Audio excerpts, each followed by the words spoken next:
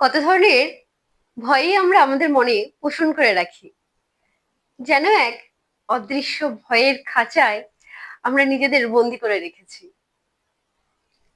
ভয়টা ঠিক কিসের তা হয়তো আমরা জানিও না।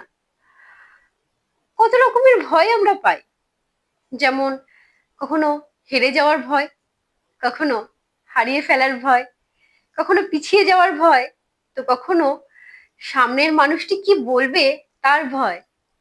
আচ্ছা, আমার সামনের মানুষটির বেঁচে থাকার অধিকার কি আমার থেকে একটু বেশি? যাই হোক, সেদিন একটা ভারী সুন্দর দৃশ্য আমার চোখে পড়লো, সেটাই আজকে শেয়ার করতে এসেছি। একটি কাঠবিড়ালি আর একটি ডাক পাখি একটি সরু পাঁচিলের মধ্যে।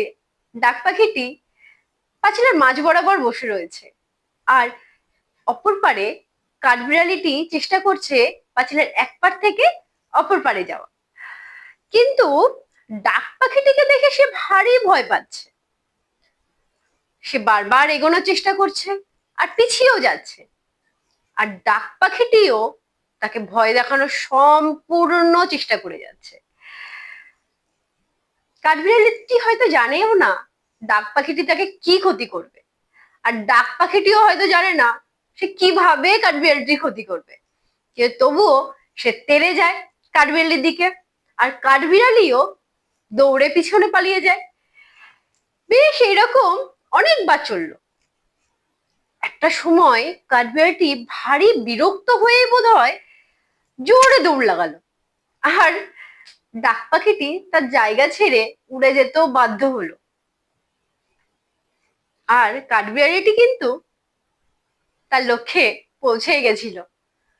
তারপর অবশ্য কাঠবিড়ালিটি ফিরে এসেছিল, হয়তো দেখার জন্য তার যে ভয়, সেই ভয়টা আসলে সত্যি ছিল কিনা, নাকি তার মনের ভুল ছিল, বা অন্য কিছু।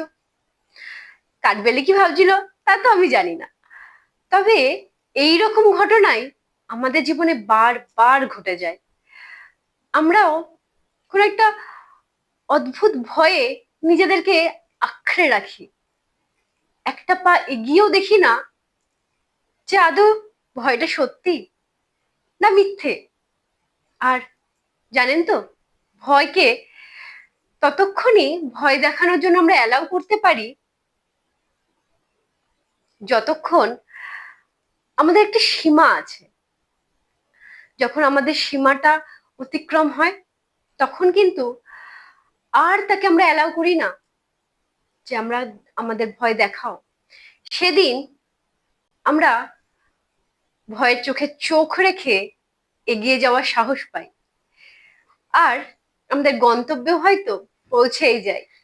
সেদিন আমাদের মনে হয়তো অনেক কথা আসে, হয়তো ভারী রাগের সাথে আমরা বলি, ভয়, তোমাকে আর ভয় পাবো না।